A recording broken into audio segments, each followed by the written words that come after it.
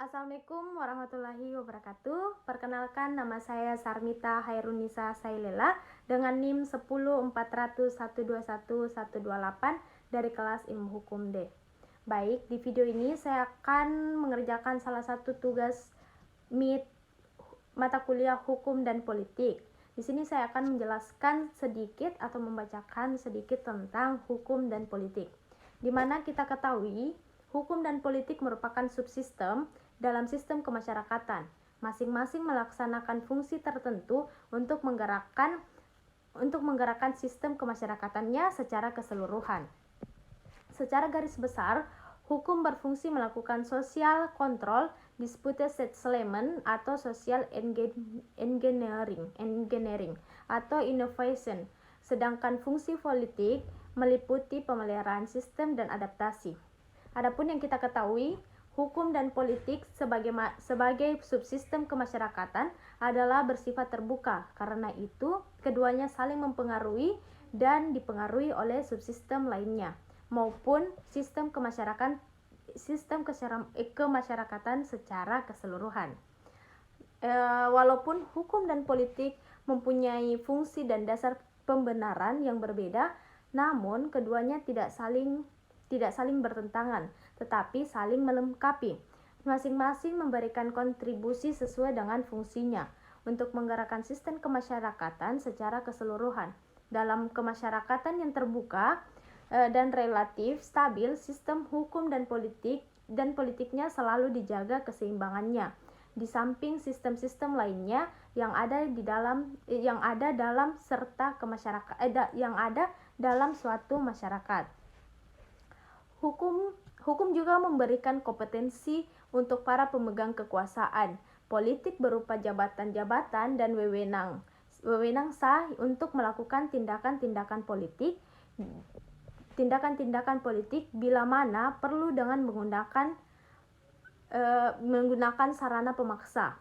Hukum merupakan pedoman yang mapan untuk kekuasaan politik untuk mengambil keputusan dan tindakan-tindakan sebagaimana kerangka untuk rekayasa sosial secara tertib.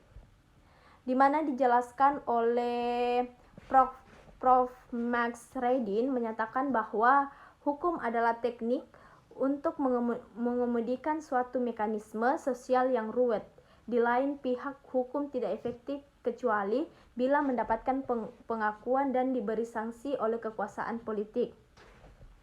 Di mana kita juga ketahui, hukum memberikan dasar legalitas bagi kekuasaan politik dan kekuasaan politik membuat hukum menjadi efektif. Atau dengan kata lain, dapat dikemukakan bahwa hukum adalah kekuasaan yang diam dan politik adalah hukum yang in action, dan kehadirannya dirasakan lebih nyata serta berpengaruh dalam kehidupan kemasyarakatan. Hukum dan politik mempunyai kedudukan yang sejajar, di mana hukum tidak dapat ditafsirkan sebagai bagian dari sistem politik. Demikian juga sebaliknya, realitas hubungan hukum dan politik tidak sepenuhnya ditentukan oleh prinsip-prinsip yang diatur dalam suatu konstitusi, tetapi lebih ditentukan oleh komitmen rakyat dan elit politik yang bersungguh-sungguh melaksanakan konstitusi tersebut sesuai dengan semangat dan jiwanya. Sebab suatu sistem konstitusi hanya mengasumsikan ditegakkannya prinsip-prinsip